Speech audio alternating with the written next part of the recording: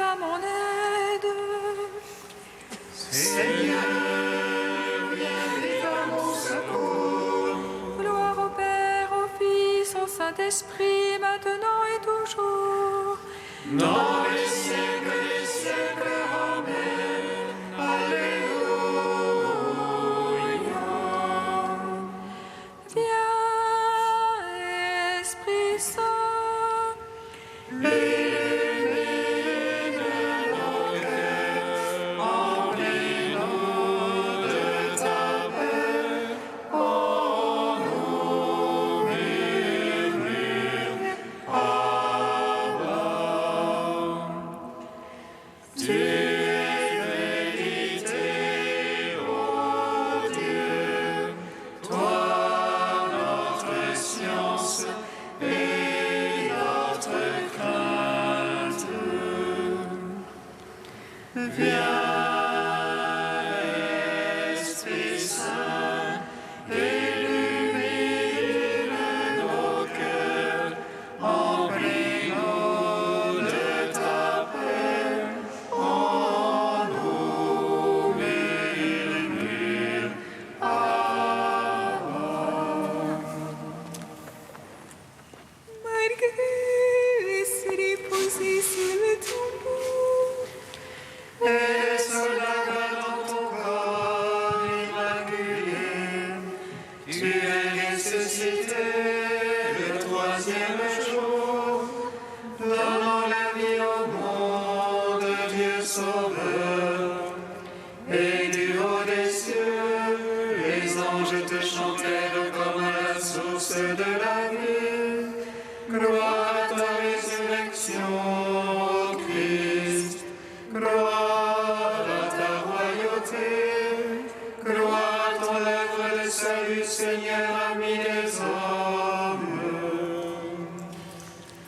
Malgré laissé posé sur le tombeau, et les soldats dans ton corps immaculé, tu es ressuscité le troisième jour, donnant la vie au monde, Dieu Sauveur. Et du haut des cieux, les anges te chantèrent comme à la source de la vie. Gloire à ta résurrection, ô Christ. Gloire à ta royauté. Gloire à ton œuvre de salut, Seigneur, ami des hommes. Malgré laissé déposé sur le tombeau, et les soldats gardant ton corps immaculé, tu es ressuscité le troisième jour, donnant la vie au monde, Dieu Sauveur. Et du haut des cieux, les anges te chantèrent comme à la source de la vie. Gloire à ta résurrection, ô Christ. Gloire à ta royauté. Gloire à ton œuvre de salut, Seigneur, ami des hommes. Psaume 118, strophe 17. Tu as révélé ta parole, Seigneur, pour illuminer le cœur des pauvres. Tu as révélé ta parole, Seigneur, pour illuminer le cœur des pauvres. Merveilleux que ton témoignage, aussi mon âme le garde. Ta parole en se découvrant illumine, et les simples comprennent. J'ouvre large ma bouche et j'aspire, avide de tes ordres. Regarde vers moi, pitié pour moi. Sois justice pour ceux qui t'aiment. Fixe mes pas selon ta promesse. Que ne triomphe le mal. Rachète-moi de la torture de l'homme. J'observerai tes préceptes. Ô ton serviteur illumine ta face. Apprends-moi tes volontés. Mes yeux ruissellent de larmes. Car on n'observe pas ta loi. Gloire au Père, au Fils, au Saint-Esprit. Pour les siècles des siècles. Amen. Tu as révélé ta parole, Seigneur, pour illuminer le cœur des pauvres.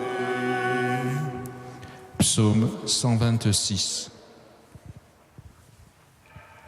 Bienheureux êtes-vous, Alléluia, à vous sont révélés les mystères du royaume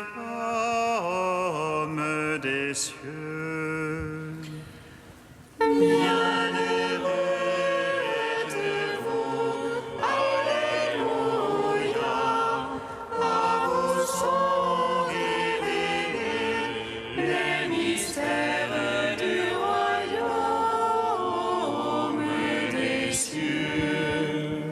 Si le Seigneur ne bâtit la maison, en vain peinent les maçons. Si le Seigneur ne garde la ville, en vain la garde veille. En vain tu avances ton lever, en vain tu retardes ton coucher. Mangeant le pain des douleurs, quand ils vont le bien-aimé qui dort. C'est la largesse du Seigneur que les fils, récompense que le fruit des entrailles.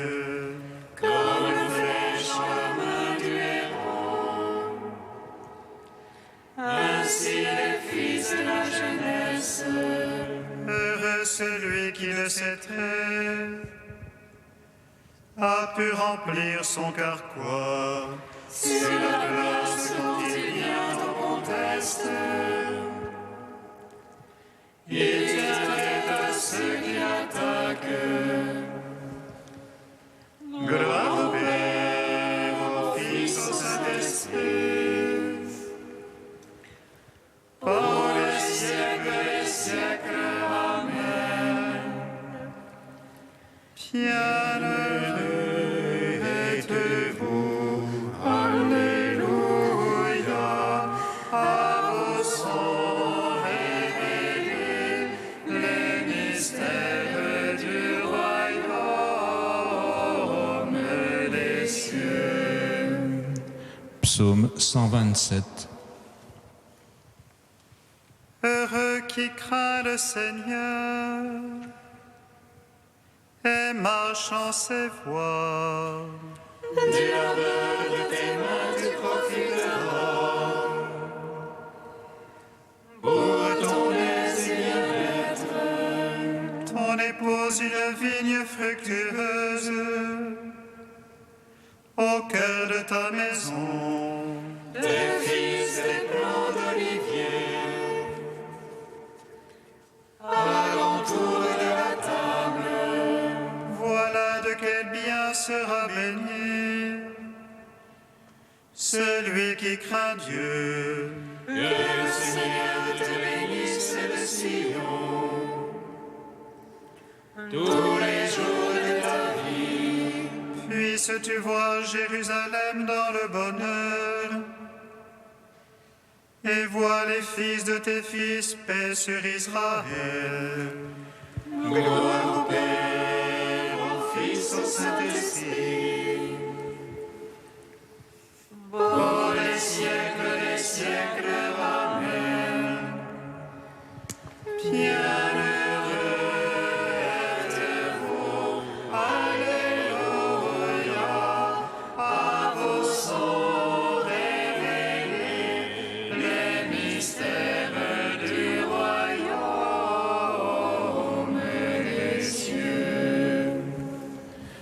Cantique d'Isaïe, page 289. Vraiment, tu es un Dieu qui se cache, Dieu d'Israël, notre Sauveur. Ils sont humiliés tous ensemble, les fabricants d'idoles. Israël sera sauvé par le Seigneur, sauvé pour toujours. Vous ne serez plus honteux ni humiliés, pour toujours et à jamais. Car le Seigneur, le Créateur des cieux, c'est lui qui a modelé la terre. Il ne l'a pas créée vide, mais il l'a fondée pour qu'on y vive. Je suis le Seigneur, il n'y en a pas d'autre. Je n'ai pas parlé en secret. Je n'ai pas dit à la race de Jacob, cherchez-moi dans le chaos. Je suis le Seigneur qui proclame la justice, qui annonce des choses vraies.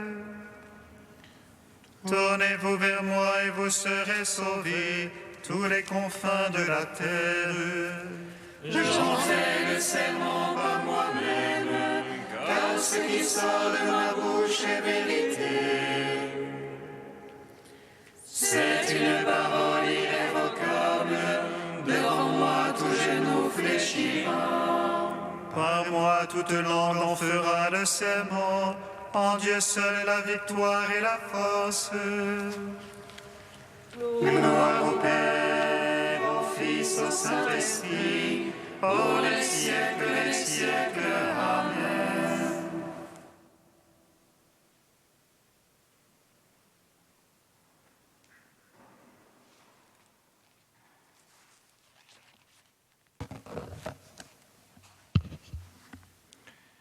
Du Père Matal Maskin, prière, Esprit Saint et unité chrétienne. Parce que le chrétien recherche Dieu, il recherche l'unité. Il la ressent présente en son âme dans la mesure où il y ressent la présence de Dieu. L'unité chrétienne est donc par excellence une exigence de la foi.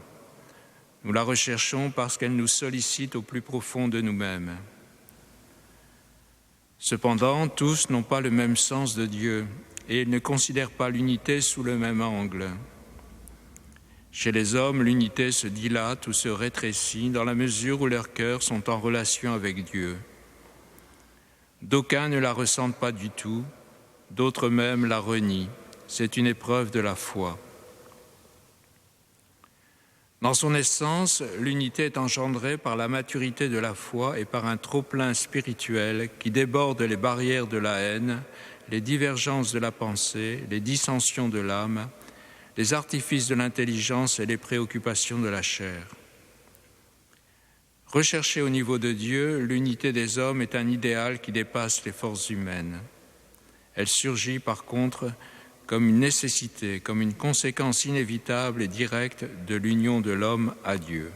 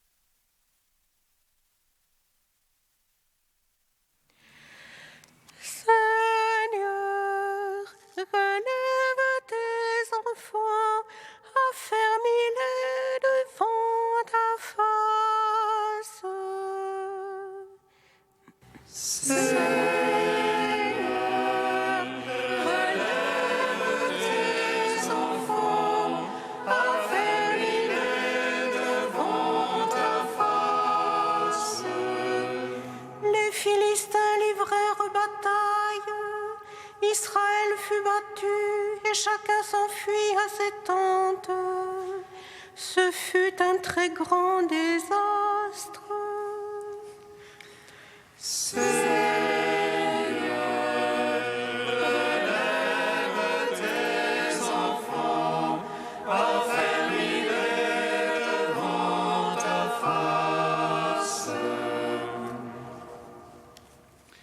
Lecture du premier livre de Samuel. En ces jours-là, Israël sortit pour aller combattre les Philistins. Israël campa près d'Ébén-Ézer, tandis que les Philistins étaient campés à Aphek. Les Philistins se déployèrent contre Israël et le combat s'engagea. Dans cette bataille rangée en rase campagne, Israël fut battu par les Philistins, qui tuèrent environ 4000 hommes. Et le peuple revint au camp. Les anciens d'Israël dirent alors : « Pourquoi le Seigneur nous a-t-il fait battre aujourd'hui par les Philistins ? Allons prendre à Silo l'arche de l'alliance du Seigneur, qu'elle vienne au milieu de nous et qu'elle nous sauve de la main de nos ennemis. » Le peuple envoya des gens à Silo. Ils en rapportèrent l'arche de l'alliance du Seigneur des armées qui siège sur les kéroubim. Les deux fils du prêtre Élie, Ophni et Pinas, étaient là auprès de l'arche de Dieu. Quand l'arche arriva au camp, tout Israël poussa une grande ovation qui fit résonner la terre. Les Philistins entendirent le bruit et dirent : « Que signifie cette grande ovation dans le camp des Hébreux ?» Ils comprirent alors que l'arche du Seigneur était arrivée dans le camp. Alors ils eurent peur, car ils se disaient : Dieu est arrivé au camp des Hébreux. Puis ils dirent : Malheur à nous, les choses ont bien changé depuis hier. Malheur à nous, qui nous délivrera de la main de ces dieux puissants ? Ce sont eux qui ont frappé les Égyptiens de toutes sortes de calamités dans le désert. Soyez forts, Philistins, soyez des hommes courageux, pour ne pas être asservis aux Hébreux comme ils vous ont été asservis. Soyez courageux et combattez. Les Philistins livrèrent bataille, Israël fut battu et chacun s'enfuit à ses tentes. Ce fut un très grand désastre. En Israël, 30 000 soldats tombèrent. L'arche de Dieu fut prise et les deux fils d'Élie, Ophni et Pinas, moururent. Gloire à toi, Seigneur, louange à toi. Gloire à toi, Seigneur, louange à toi.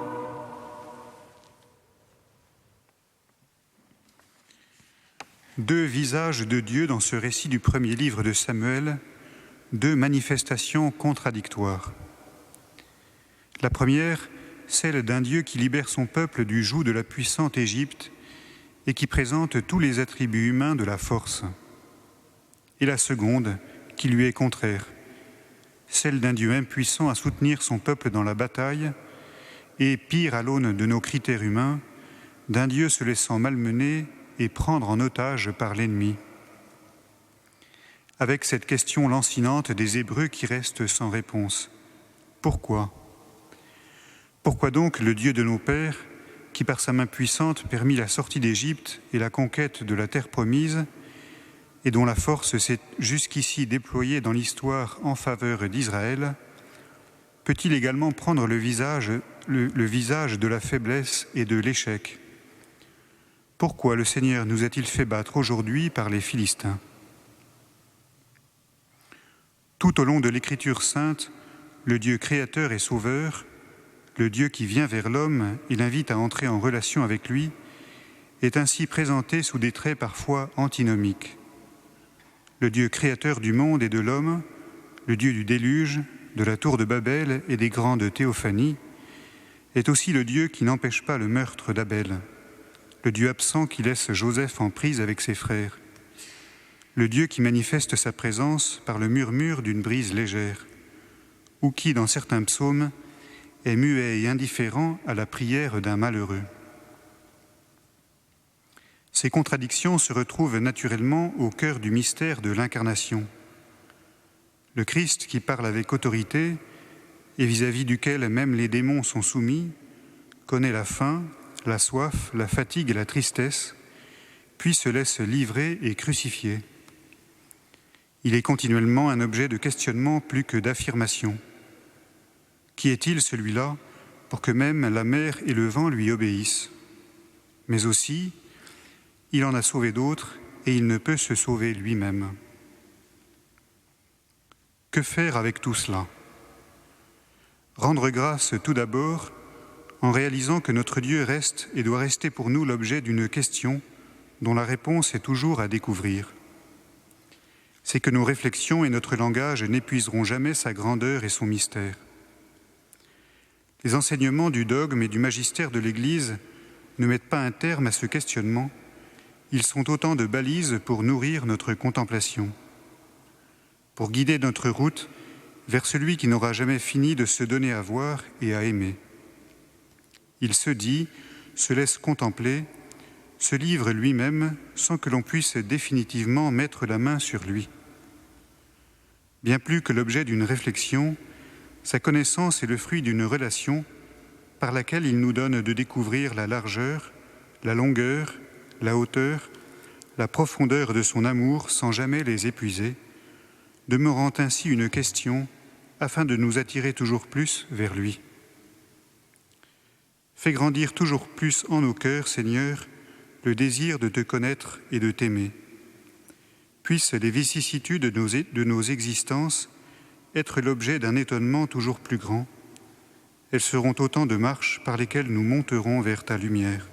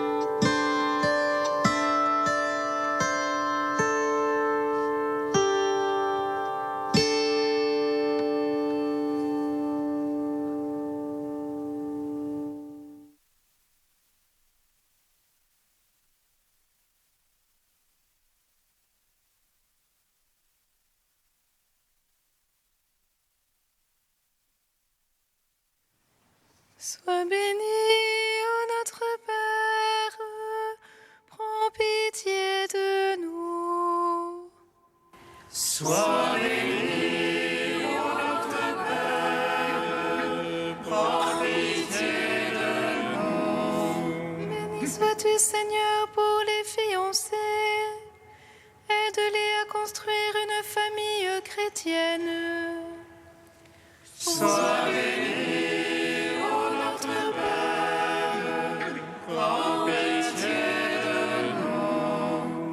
sois-tu, Seigneur, pour les couples unis. Que le sacrement de mariage les garde dans la fidélité. Sois béni, ô notre Père, prends pitié de nous. Béni sois-tu, Seigneur, pour les consacrer. Que le Christ soit vraiment le grand amour de leur vie. Sois béni, ô notre Père, prends pitié de nous. Dieu saint, saint fort, saint immortel, prends pitié de nous.